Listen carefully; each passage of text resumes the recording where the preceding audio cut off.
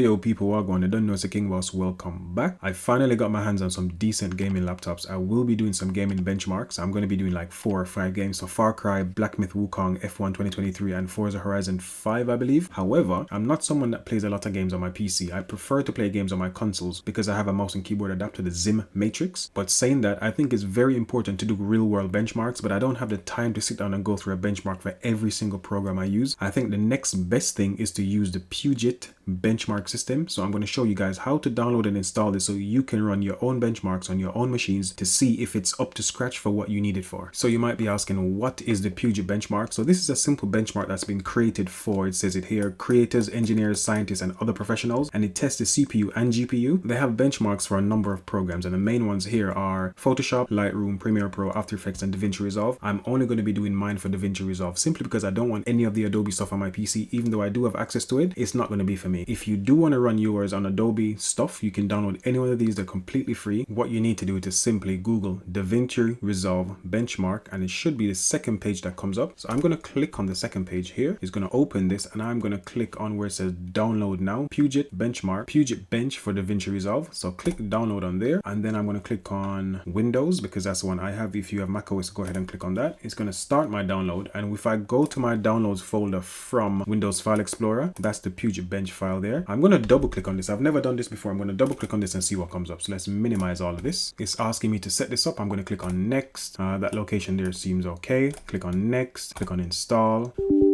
It's asking me, do you want to allow this app to make changes to your device? I'm going to click on yes. You might not see it on my screen because Windows blocks that stuff. I click on next, it's finished. I'm going to launch Puget Bench for creators. Then I'm going to click on finish here. This is the window that pops up on my screen after I finish installing. So I'm guessing it's trying to detect what programs I have installed, and it's already done that. Perfect. So I have Davinci Resolve 19.1.2.3. That's the free version. Benchmark test, I'm going to do basic. I'm going to leave everything just the same. I'm not going to do anything else. I'm just going to click download assets and see what happens. It started downloading what it needs, so I'm going to let that run, and when that finishes I'll come back. That took quite a while because it had to download some files, and I did see that it was unzipping some stuff as well. So everything seems to be ready now, and all I need to do at this point is click on where it says start test, leave it, let it run, then I'll come back when it's finished.